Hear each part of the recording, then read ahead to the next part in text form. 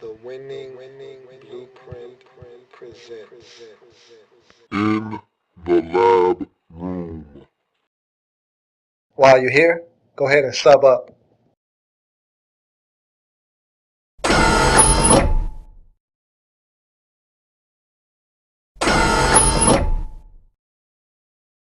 Welcome. You are in the lab room. I'm your host, Lou. Thank you for joining me. Today, we find out what's new in Jacksonville. We're continuing our tour of Florida. Yesterday, it was Tampa Bay. Today, it's the Jacksonville Jaguars. And so we'll be talking about what's new in Jacksonville. And I know I say this quite often, that there's a lot going on in X said team and in X said city, and it's a lot of changes. But when I say it about the Jacksonville Jaguars, I literally mean it. This team looks nothing. And when I say nothing, I mean nothing like it did a season ago. If you weren't on the team a season ago, you wouldn't know that you were on the Jacksonville Jaguars roster, because this team doesn't resemble the team that was on the field, and upper management doesn't resemble what was being put forth in Jacksonville in 2012. Everything has changed from top to the bottom, and it's a whole new look in Jacksonville, including the logo. Nothing's the same in Jacksonville. And so there are a lot of changes to get to. So I won't sit here and ramble in this monologue. I will say this, though. This was courtesy of YouTube subscriber Cubone Studios. He got in, got the Jaguars up.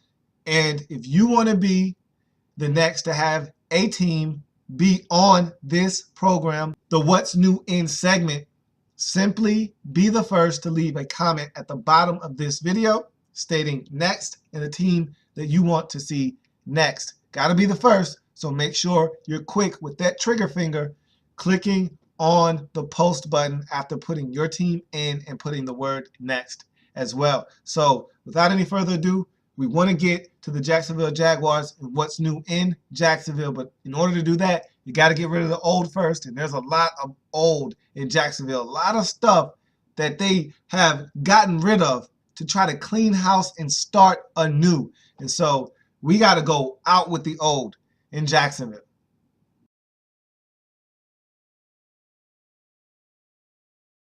Anytime I break down anything on this program, of course, as you know, if you've been following me, I need the help of not only my big board behind me, but my trusty, handy dandy pointer. I've got both. Let's go and talk some Jacksonville Jaguars football, shall we? Now, we're going out with the old first and foremost, but this is a different team, and I've said that already.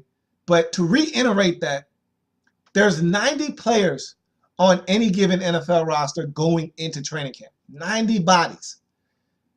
Of those 90 players, of course, 53 are going to make your final roster. In camp for the Jacksonville Jaguars is going to be over 30 new players, meaning over 30 players that was not on this roster a season ago. And of players that were here a season ago, over 20 are gone. So it's not like, hey, we've got all 22 starters from a season ago on the roster. We've got 45 guys back, and we've just got a whole bunch of rookie free agents filling out this 90-man roster. And most of those guys, if any, aren't going to make this roster. And we just got a lot of guys here for show. No, you've got guys who are going to have a legitimate shot at making this roster. So let's just jump right into it. You got to start at the top. I always say that, and no different here with the Jacksonville Jaguars. You got to start at the top. GM Gene Smith, out of there. If you're a Jacksonville Jaguars fan, Gene Smith was a Jacksonville Jaguar lifer. He's a guy that has been with this organization for a very long time. But it was time to get Gene Smith out of Jacksonville. And so he just never got this thing going in the right direction. And he tried. Trust me, he tried. But it was all for naught. And You don't want the stench of a losing culture to start to fester in Jacksonville. You've been a solid program for a very long time. But of late, that whole Gene Smith administration, nothing but losing, just filled with losing, including your worst campaign as an organization in 2012. Something had to be done. Gene Smith no longer there. And it's no surprise that you had your worst season in franchise history with Mike Mularkey as your head coach. If you've been following me, you know exactly how I feel. I've never been a big fan of Mike Mularkey being a head coach in this league. I don't think he's a leader of men. I don't think he's the guy you want leading your franchise as your head coach. I thought that the Jaguars needed to go in a different direction when hiring a coach. They went the most subtle route you could go. And Mike Mularkey wasn't the guy you wanted. And you got the results that a Mike Mularkey coach team normally brings. And so you go to offensive coordinator Bob Bratkowski, and he's an offensive coordinator that came on board at the end. He was there for a season. It didn't work out. He was part of this coaching staff. And anytime a coach gets fired, the other coaches are gone as well. And Bob Bratkowski, he's out of Jacksonville as well. You look at defensive coordinator Mel Tucker. Here's a guy that I thought actually did a bang-up job in Jacksonville. I didn't think the Jacksonville Jaguars defense was a 2-14 defense. I thought they played really well. They gave it all that they had. They kept this team in many a ball game. But just like I said about Bob Bratkowski, Mel Tucker is a part of this coaching staff, and so everyone must go. It's like a sale, a clearance. It's like a franchise going out of business. And they go and have that huge clearance. Everything must go. Everything's on sale. Everything has to go. That's how it is when a coach gets fired in the NFL. All coaches must go. Now, you'll have the occasional special teams coach that's hung on to, or you'll have an offensive line coach that's hung on to. But for the most part, if you get a new head coach, they want their offensive coordinator, they want their defensive coordinator, they want their wide receivers coach, their running backs coach, so forth and so forth. So Mel Tucker gone out of Jacksonville. So let's get to these players now. Running back, Rashard Jennings. Solid back. If you've watched any of my videos, you know how I feel about Rashard Jennings. I think he's a 3 yards in a cloud of dust back. And simply put, he's a guy that if the play is blocked for 3 yards, guess what? Rashard Jennings is going to get 3 yards. If a play is blocked for 7, he'll get you 7. If a play is blocked for 1, he'll get you 1. He's not a guy that's going to break a tackle, make a guy miss, and get extra yardage after contact. What's there is what Rashard Jennings is going to get, and not a yard more. So he's now in Oakland. You look at running back Jalen Parmalee. Here's a guy that was part of that running back by committee crew last year once Maurice Jones-Drew went down. You handed the ball to anybody on this team that was a running back that had on a jersey. You handed them the football last year. Fullbacks, running backs, all alike. If you had on a number in the 20s or 30s and possibly in the 40s, and you were classified as a fullback or running back, you got carries on this Jacksonville Jaguars team. Jalen Parmalee was one of those backs that got in the action. Briefly, he's now in Tennessee. You look at fullback Greg Jones. Here's a guy that has been a fixture in Jacksonville for a long time. And when I say a long time, we're talking about almost a decade. He's no longer a Jacksonville Jaguar now. He is gone from your football team. You look at fullback Montel Owens, and he was more like a running back last season, really getting the football. Again, he was part of the running back by committee crew that was getting the football in Maurice Jones-Drew's absence. And so he's no longer on your football team as well. He's now in Detroit. You look at wide receiver Laurent Robinson. Oh, man, you guys fell into the trap. Don't fall into the trap. And I'm speaking about the trap of guys playing way above their level in a contract year. Laurent Robinson was picked up off the street. He was on a milk carton. He was on a milk carton. Have you seen me? And no one had seen Laurent Robinson He was a mediocre receiver at best, and that's being very kind. He had done nothing in his career till the Cowboys salvaged him off the street, polished him up, had a season where he had 11 touchdowns, over 50 grabs, over 700 or 800 yards receiving, really showed that, hey, I can play in this league. Jaguars bit the bait. They get him, they sign him to a very lucrative deal, and this guy went back into mediocrity. And that's what you got to look out for. Guys overachieving in their contract season. They haven't done it before, didn't do it since. They just had that 1 year when they knew, I got to play my best because it's time to get paid. You got to be wary of guys who don't have any production except for that 1 year before that contract is up. You fell into the trap, you bit the bait. Laurent Robinson no longer on your roster only after a year of service to the Jacksonville Jaguars. But you saw the writing on the wall, and I always say there's nothing bigger than admitting when you're wrong. And the Jaguars have admitted, hey, we were wrong. Tight end Zach Potter.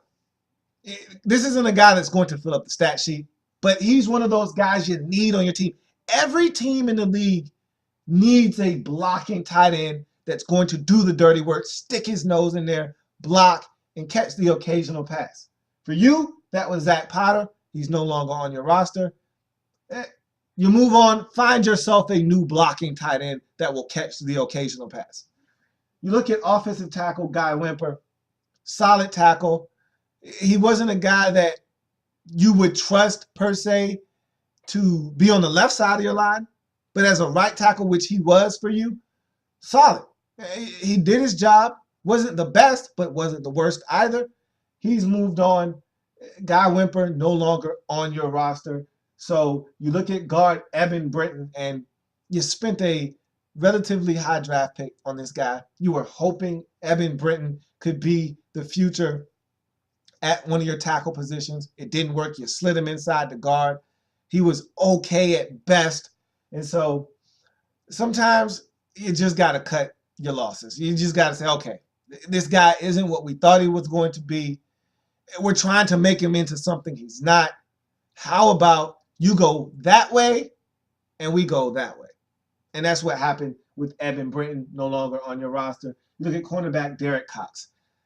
I've been sort of an outlier here with Derek Cox because I seem to think that Derek Cox is a very talented young corner with a lot of upside, a lot of potential to get better in the future. And I felt like he was already a blossoming young corner in his league.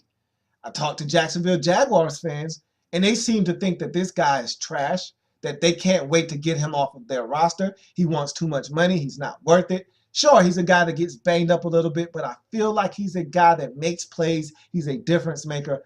I like Derek Cox. But a lot of Jacksonville Jaguars fans seem not to. All I'm going to tell you is this. Be careful what you wish for. You just might get it. Well, Derek Cox is now in San Diego, and now he's no longer on your roster. Let's see how your secondary looks without Derek Cox. You look at cornerback Aaron Ross. Here we go again. Jacksonville Jaguars. And do you see the theme here? They bit the bait. Guy goes out and balls out in his contract season. Aaron Ross, part of the 2011 Super Bowl winning New York Giants football team. He played really well in that season.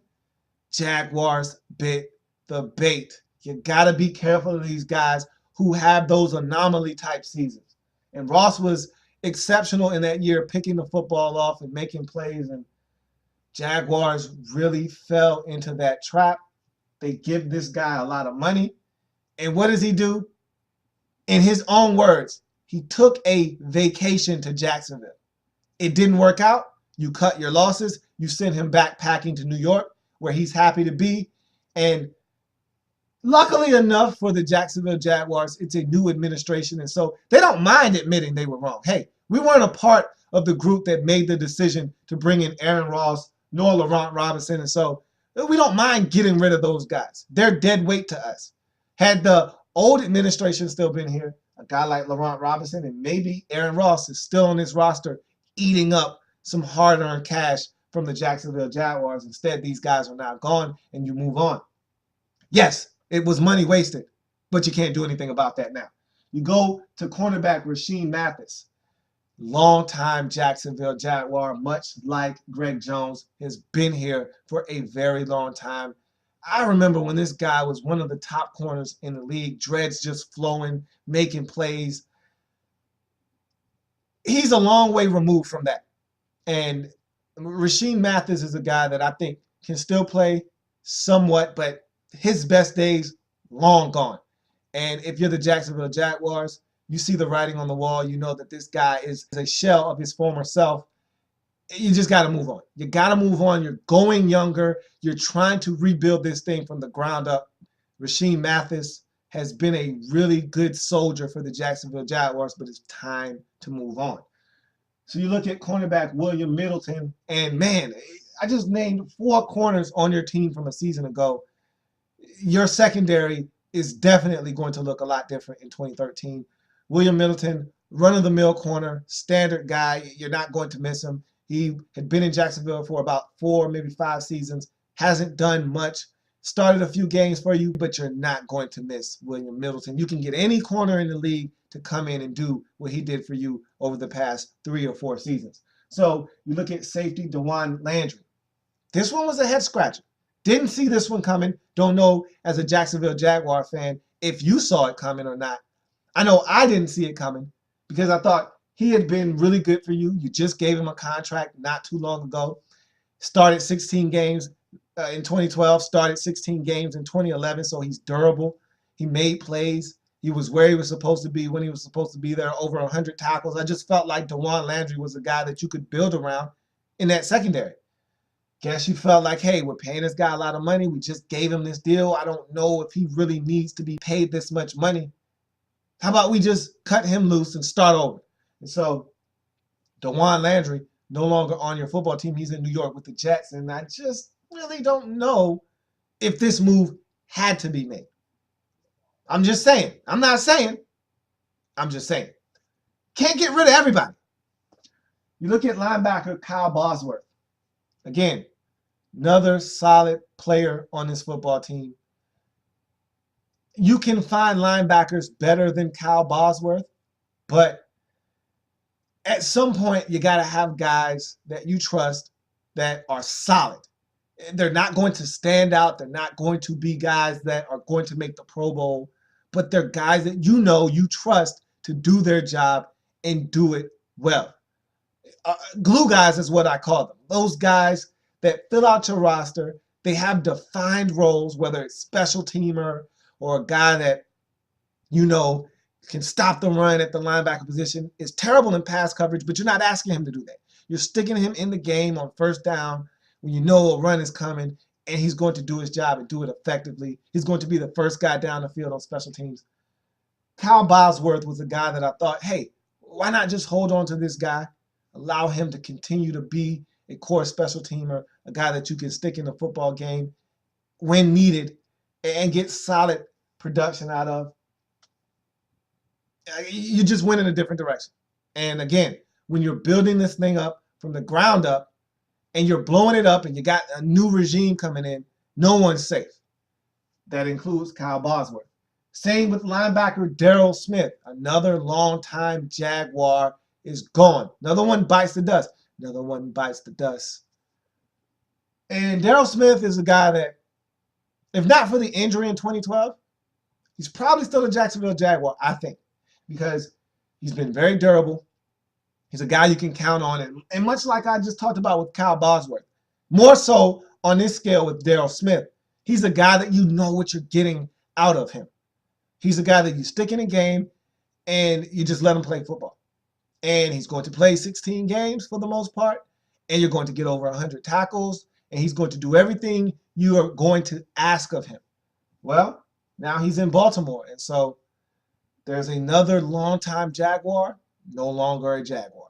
So you move on to defensive end George Selvey, and you get Selvey. You're hoping this guy can relive some of those South Florida heydays, and get pressure on the quarterback. He was very adept at that in college. He gets to the National Football League, and it's like he forgot how to rush after the quarterback.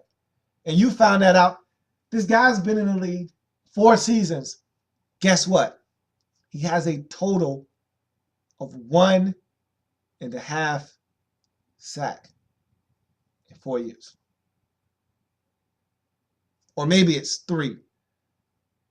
Either way, I'm no math major, but that's less than a sack per season. Hey, I don't know about you, but that's inept in my book. And guys like that, I don't need them on my team.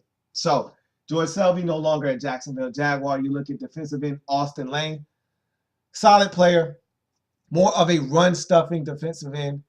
Got you 3 sacks last year, but again, in this league, you can find just about any defensive end to get you 3 sacks except for George Selby. So Austin Lane now in Kansas City, and you look around and you say, hey, good riddance. I can find another guy to get me 3 sacks. Tyson Alualu got you 3.5 from the defensive tackle position. He's going to defensive end this year. Tyson Alualu can get you 3.5 sacks from the defensive tackle position. If Austin Lane can only get you 3 from defensive end, I can find someone to do that. Thanks, but no thanks. So Austin Lane now in Kansas City. You look at defensive tackle C.J. Mosley. Solid rotational depth, defensive tackle. You can always use guys that can rotate in the interior of your defensive line. He was one of those guys. Steady, solid, nothing spectacular. Just a guy that came with his hard hat and lunch pail every day. He's no longer on your football team. You look at defensive tackle Terrence Pot Roast Knighton. Here's a guy that when the motor is running hot, this guy is a beast in the middle of the defense. When the motor is cold, Terrence Knighton is invisible. And so you don't know which one you're getting. You hope you're getting the guy with the motor running hot that's hard to stop in the middle of the defense. Just a space-eating clogger. Sometimes you get the guy that is disinterested, that isn't making anything happen. And I don't know about you, but at defensive tackle in the heart of my defense, I need guys that are going to give me maximum effort all the time. Not some of the time, all the time. And so with Terrence Knighton, the talent is there. It's undeniable, unquestionable. But the motor is not always there. And so he's now in Denver. Are you going to miss him? Yeah, just a little bit. But with Gus Bradley coming on board, a guy that's a defensive-minded head coach, and we'll talk about that here in a second, he's going to find guys that buy into his scheme. And so Terrence Knighton not being there isn't going to kill the Jacksonville Jaguars. So that's the out with the old section for the Jacksonville Jaguars. And man, was that long or what? But that's what happens when you're a bad football team. 1, 2, you've got a new regime coming in. And 3, you're a bad football team. So you get rid of the old. Now you got to bring some new stuff in. Let's go in with the new in Jacksonville.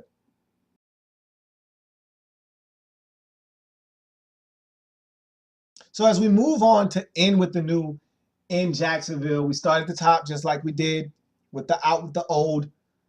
GM David Caldwell comes in, and I like this guy. I like him a lot. I like him a lot. And I like David Caldwell a lot because A, he's a football guy. He gets it. And B, he doesn't mince words. He says exactly how he feels, and he has a direction for this team. And you think that's the case with every GM. You know, they know what they're doing. They're NFL lifers. They understand what it takes to build a franchise, yada, yada, yada. That's what you expect out of every GM. But David Caldwell, I think, understands that, hey, this is a franchise that has fallen on hard times. And I got to come in And I got to lay the hammer down. And I got to let everyone know exactly what I'm trying to do here. And I think he's got the right mentality. He's hired the right coach. I actually like this hiring. We'll get to that in a second. I think David Caldwell is going to have the Jacksonville Jaguars in about 3 years getting back to respectability. I don't know if you want to hear that as a Jacksonville Jaguars fan or not. Everyone wants to speed up the process, but it's a process. That's the key word, process. And what that means is it takes time. This isn't a one-year operation. This isn't something that's going to happen overnight. You're not going to snap your fingers and you're a playoff team. You're going to have to build this thing up. The first thing you got to do is find a quarterback. And I'm telling you right now, Blaine Gabbert isn't the guy. Now, that's a different discussion for a different day. I hope he's the guy, but from everything I've seen in the first 2 seasons, he's not the guy. But that's a different discussion for a different day. You've got yourself a good GM. Know that. So you go to head coach Gus Bradley, and I think you got the right guy coaching up this football team. Very fiery guy, defensive-minded, comes from the Seattle Seahawks, and he's bringing that defense and that mentality over to Jacksonville. And I already thought that this Jacksonville Jaguars defense was not the problem in 2012. And so even though half of the defense, if not all of it, is gone, just like the rest of the team from 2012, you've got the basis for everything you want with your head coach and Gus Bradley, because he's going to come in and all he knows is winning. He came from Seattle. They won. He had players that were winners. He had guys that were athletic, that were long, that were aggressive, and that's what he's going to bring to Jacksonville. Long, aggressive defenders who want to tackle, who want to hit, who want to get up in the face and challenge receivers, who want to go out and make things happen. He's a guy that defensively wants this team to be aggressive and nasty. That's why the Seattle Seahawks have that personality, because of a coach like Gus Bradley. And so I think he's going to bring that to Jacksonville. He's going to bring that energy. And I think this is something that is going to be infectious in Jacksonville, and it's well needed. This team needs a shot in the arm. Gus Bradley is going to give it to you. You look at offensive coordinator Jedd Fisch, and here's a guy that's going to come in, and he's coming from the college ranks. He was the offensive coordinator of the University of Miami. So he comes in, and he's a guy that wants to run the football. We'll talk about the philosophy and how it's going to change in Jacksonville a little bit later. But just know that Jedd Fisch is the guy that can call plays. He's done it before. Not at this level, but he's done it before. He's going to come in. And if guys can get on track, I think you've got some players. And what you've done in this draft, and we'll talk about that here in a second, you've got some guys that can do some things out of space. And Jedd Fisch is definitely going to utilize some of these weapons that you have on your football team. I will say that. You go on to defensive coordinator Bob Babich, and here's a guy that comes in, and he's coming from Chicago. And we all know how consistent the Chicago Bears have been on defense over the years. And he's been in Chicago for a while. He was coaching up the linebackers. He was coaching up as a defensive coordinator in Chicago. And so he's coming over and bringing that pedigree to Jacksonville. This defense is going to be aggressive, much like it was in Seattle, much like it was in Chicago. You're going to get a blend of both, because the Bears aren't as aggressive as the Seattle Seahawks are. But the Bears play assignment football, and Babich is going to bring a little bit of that element to the mix. You can't be crazy all the time. You can't blitz zero coverage all the time. You got to be able to play some cover two. You got to be able to play some zone dog. Bob Babich is going to bring that element to Jacksonville. And so that's another good hiring if you are a Jacksonville Jaguars fan. You look at quarterback Mike Kafka. He's a backup. Everyone has a shot in Jacksonville. And so even though you're a backup, even though you're a career backup, you got a shot in Jacksonville, because you just don't know what the quarterback position holds. Blaine Gabbert got injured last year. Other guys had to step in and play. You might get an opportunity not because of injury, but just because he's not any good. You just don't know in Jacksonville. And so Mike Kafka comes over, and he's shown flashes and with the Philadelphia Eagles. And so you never know. Maybe Mike Kafka can just come in and all of a sudden be the next Kurt Warner. Who knows? I doubt it. But who knows? You look at running back Justin Forsett. I like Justin Forsett. And I think he adds something that you missed last year once Maurice Jones-Drew went down. And that's the element of speed. You didn't have any at the running back position after MJD went down. And so Forsett is a guy that averaged 6 yards per carry in Houston last year. Now, look, yes, I know it's the Houston Texans. They run the football. They pound you into oblivion and submission with that running game. And he was a benefactor of that offensive line. And Arian Foster softening up the defense, and then Forsett coming in and really running by guys. But he averaged 6 per carry. It's hard to do that in this league. And he had a substantial amount of carries, enough to say that, hey, 6 per tote is pretty good. And so I like him coming over.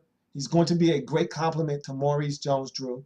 And if Maurice Jones-Drew were to go down, you got a guy that can step in. I'm not saying that Justin Forsett is a starting caliber back, because I think he's a nice change of pace back. I don't think he's a guy you want to start and necessarily give it to 24 times in any given game. But if this guy gets 8 or 10 carries, he's a solid change of pace back that you can toss it to out of the backfield as well. You can make some things happen, like this addition to your football team.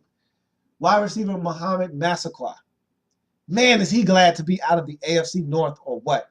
If he never sees James Harrison again, he would be a better person because of it. Mohamed Massaquoi is a guy that has talent. He also has concussion issues. I don't know if you'll ever get the best out of Mohamed Massaquoi because of the concussions that he's already sustained in his brief career. But he's a guy that, when healthy, can make a difference. But we'll see if he's able to stay healthy, because once you get a concussion and you get another concussion, then the likelihood of you getting another concussion goes up greatly. And this guy has had at least 3 concussions, major concussions. So I don't know how much you're going to get out of him, but when he's healthy, he's a guy that can definitely help at the wide receiver position. You look at cornerback Marcus Trufant, veteran presence. Here's a guy that comes over, and he's like a replacement for Rasheem Mathis. You get one veteran and push him out of the door, and you get another one in, and look, it makes sense. Sometimes you just got to stop, take a step back, and realize what's going on. And everything makes sense. Sometimes you can overthink a situation, and you ask yourself, why do we get rid of Rasheem Mathis and bring in an aging veteran in Marcus Trufant? Where did your head coach come from? Give you a second to think about that. Yes, he came from Seattle. Where did Marcus Trufant come from? Yes, he came from Seattle. So it's not far-fetched to think that Gus Bradley trusts this guy, knows what he can do, feels like he still can play some football. He brings him over. Simple as that. There's really not a lot of probing here to be done. That's why this was made. He feels like this is a guy that can still play football. He knows him very intimately from his time in Seattle. He just brought him over. You look at cornerback Alan Ball. Got him from the Texans. You see this guy twice a year with the Texans. You must have been impressed with what he brought to the table. He's a solid corner, long. And again, I talked about Gus Bradley liking long cornerbacks. Guys that are long at every position, that are physical, that can run. Alan Ball is all of those things. Now, is he a great cover corner? No. But he's a guy that's long, that's athletic, that Gus Bradley feels like, hey, I can do something with this guy if I can get him in here and coach him up. And so Alan Ball is on your roster. You look at linebacker Geno Hayes. Geno Hayes is exactly what I'm about to tell you he is, and then we're going to move on. Geno Hayes is average. Defensive end Pernell Egbo. He's a guy that you got from the Tennessee Titans. He's only played in the league 1 year. He's a guy out of Stanford, extremely long. I just talked about Gus Bradley liking long defenders, and this is a long-limbed defender at 6'6", long arms. He's raw, very, very raw. But I think Gus Bradley is like, this guy is a big slab of clay, and he's raw. He doesn't know anything. I can take him and make him into the defender that I want him to be. And I think that's why Panel Egbo is on your roster, because Gus Bradley sees this guy as a project that if it works out, this guy could pay off huge dividends for you. If it doesn't, guess what? It doesn't cost me a lot. It's a low risk proposition. I move on.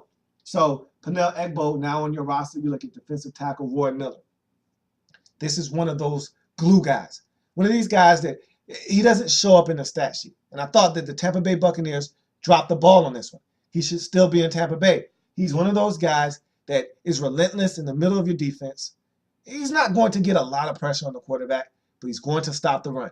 If nothing else, Roy Miller is going to stop the run. He's going to be very stout at the point of attack. He's going to do his job and do it very well, and do it so well, in fact, that others around him benefit from Roy Miller being on the field. You'll love this guy, and you'll love the work ethic and the effort that you get from Roy Miller on every snap, something that you didn't get out of Terrence Knight. And so Roy Miller is a huge addition to this football team. So is defensive tackle Sindaric Marks. Now, a lot of people know about Sindaric Marks, but this guy is getting better every single year. He's part of the reason why Tyson Alualu is being moved to defensive end, because you want to get Sindaric Marks on the field starting at defensive tackle. That's how much and how high you are on Sindaric Marks, and for good reason. He's gotten better every year in his career. I've seen the maturation and the process of this guy getting better.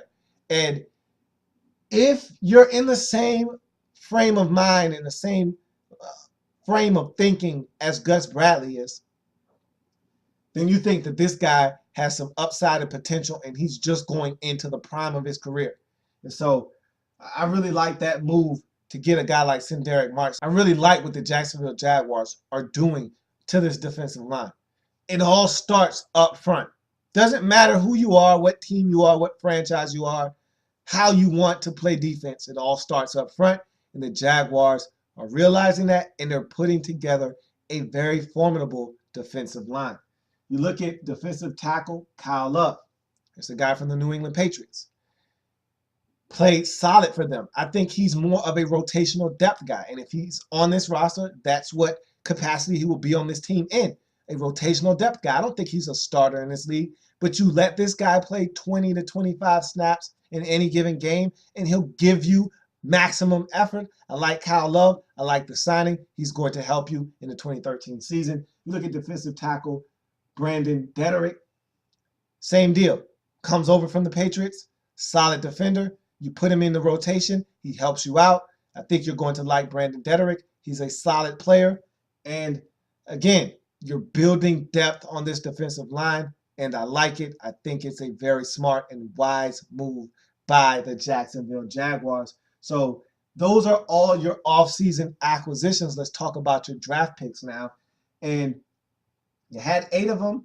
And if you're looking for an extensive breakdown of these draft picks, turn to my 2013 NFL Draft Wrap-Up Series. I did one for every team in the league, including the Jacksonville Jaguars. So if you're looking for a very thorough breakdown of each and every one of these players, pros and cons, go to the 2013 NFL Draft Wrap-Up Series. You look at offensive tackle Luke Joeckel.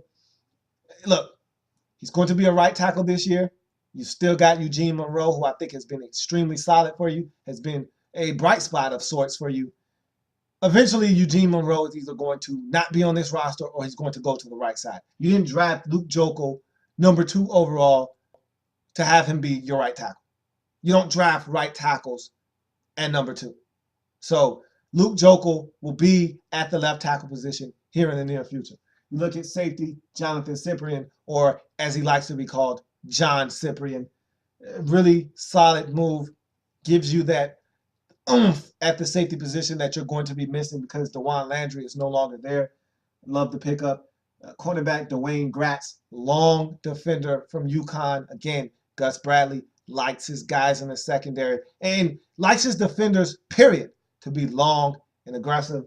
And Dwayne Gratz checks off both of those boxes. You look at wide receiver Ace Sanders. Special teams guy from South Carolina. You'll love him. Wide receiver Denard Robinson. He's really not a receiver. He's a playmaker. He doesn't have a position. I think that the Jaguars really look to get extremely athletic in this draft, and I like that. You look at safety Josh Evans in the 6th round, cornerback Jeremy Harris in the 7th round, and Demetrius McCray rounds out your draft in the 7th round. So those are all the draft picks of the Jacksonville Jaguars. Now we go from players that are going to make this roster in the draft picks to guys that are going to have to scratch and claw to make this roster. I'm talking about the undrafted free agent rookies. So you start with quarterback Jordan Rodgers out of Vanderbilt. Of course, that's the brother of Aaron Rodgers. Quarterback Matt Scott out of Arizona. DeLeon Eskridge out of San Jose State. Running back Lonnie Pryor out of Florida State. Wide receiver Jamal Miles out of Arizona State. Wide receiver Tobias Palmer out of North Carolina State. Tight end Ryan Oaten out of San Jose State. Tight end Reed Kyler out of Nebraska. Offensive tackle R.J. Dill out of Rutgers. Offensive tackle Roderick Tomlin out of Murray State. Offensive guard Stefan Milham out of Massachusetts. Defensive back Marcus Burley out of Delaware. Defensive back Chris Banjo out of SMU. Linebacker Malik Bomar out of Cincinnati. Linebacker Mike Zimmer out of Illinois State.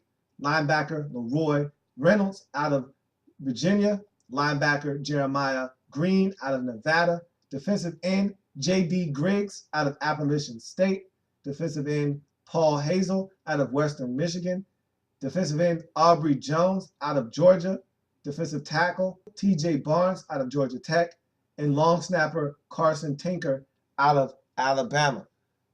There's 22 undrafted free agents in all. So there's a plethora of guys looking to penetrate this roster, and there is plenty of space for these guys. And so don't be surprised that 5 or 6 of these guys make this roster, because anytime you have a new regime, they're looking for any and everybody to make their roster. They're looking for guys. They're looking for talent. They're looking for diamonds in the rough and hidden gems. And no one is safe. They didn't bring in a lot of these guys on this football team. Guys that are holdovers from the last regime, they have no ties to these guys. I didn't bring you in. I didn't draft you. I didn't sign you to your free agent deal. I didn't bring you here. So if I don't like what I see, guess what? You don't make the roster. And so these guys have a shot. That's evident here with all these guys that are no longer in Jacksonville. And so these undrafted free agent rookies have a legitimate shot to make this roster. Now we switch gears and go to any philosophical changes in Jacksonville.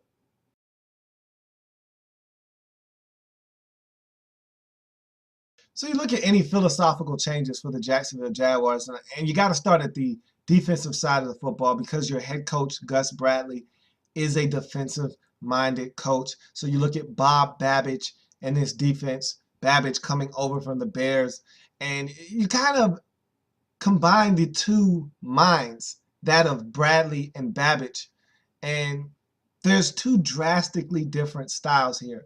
But I think they're going to mesh together very well to create a defense that is somewhat aggressive, but also very, very disciplined in their approach. Babbage coming over from the Bears, we know that's a cover 2 defense.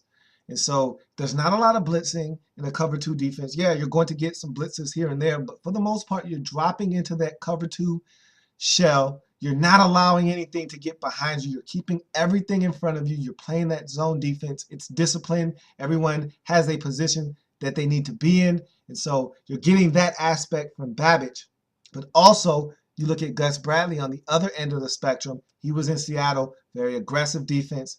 They played coverage. They played a lot of man-to-man coverage because they had some aggressive, very physical corners out there, long in size, and could get out there and disrupt the timing of the offensive football teams around the league. And so you think that, yeah, they were aggressive. They had guys that could get after the quarterback as well in Seattle. You're going to see a little mixture of that, some coverages that have zone principles, and then you'll see a lot of blitzing as well. So I think the Jacksonville Jaguars are going to be a team that, first and foremost, is going to be a lot more physical on the defensive side of the football. That's going to be the first thing that you notice. much more physical. When you take a guy like Tyson Alualu from defensive tackle and move him out to the edge, that lets you know right there that we're looking to get bigger up front. We're looking to be more physical. And that's what you're getting from the Jacksonville Jaguars is a more physical approach to the game on the defensive side of the football. Now you switch gears to the offense and you look at what this team wants to do offensively. And I think that the draft was a tall tale sign for me of what this team wanted to do. And I thought it was fabulous on their part to just go out and get more athletes. I didn't think there were enough athletic bodies on this team a season ago. After Cecil Shorts the third, I didn't think there were many other guys that you were afraid of. And Justin Blackmon came on at the end of the season, but there weren't guys that really struck fear into your heart. And I didn't think Mercedes Lewis was used enough in 2011. 2012 was sort of a bounce back season for him. But you got to get your best players to football. And I think that you got to get more guys that are difference makers. And that's what Ace Sanders could be for you. That's what Denard Robinson could be for you. And so I expect the Jacksonville Jaguars on the offensive side of the football. They have not lost sight of the fact, even though he was injured, that Maurice Jones-Drew is the bell cow, is your meal ticket, is the guy that you have to feed the rock. And so I think your offensive coordinator, Jed Fish, is going to really feed him the football, get this running game off the ground because, again, this quarterback position is not solidified. You're not quite sure what you have at the quarterback position. So running the ball is paramount for this team. And he tried to do that at the University of Miami. Now, it wasn't always the most successful in its approach, but he tried to run the football. And so as long as the effort was there, you know that this guy is going to run the football, and then he's going to try to pass off of that run. And so I look for the Jaguars to run the football, but what they're going to do is use some of these athletes that they have acquired and get them the football out in space. And I think that's going to be the change that you see from last year. It's going to be a lot more screens, a lot more end arounds, reverses, drag routes, crossers, where you see guys picking off other defenders on natural picks. And so you want to get these speedsters of football in space and allow them to work. Allow these guys to turn into return men. And so I think that the Jacksonville Jaguars will be a lot faster on offense, something that they were not a season ago. And if you're a Jacksonville Jaguars fan, that is definitely something that you want to see and a welcome sight for you. It's going to be a process. I've already said that. Don't expect huge change in terms of record for the Jacksonville Jaguars. Are you going to just win 2 games? Probably not. You'll probably win more than 2 games in 2013. But don't expect a 7-win or an 8-win season right out of the gate with your new head coach, Gus Bradley. If you get 5 or 6, feel good about that. But I'm thinking it's more of a 4-win season for you. But look, I'm not here to prognosticate your season. Just know that you're heading in the right direction. You got to take baby steps. Cannot run before you walk. You can't walk before you crawl. You're taking those steps. And let's see if you can continue to go in that right direction. And that's what's new. Jacksonville. Like the content? Want more? Sub up.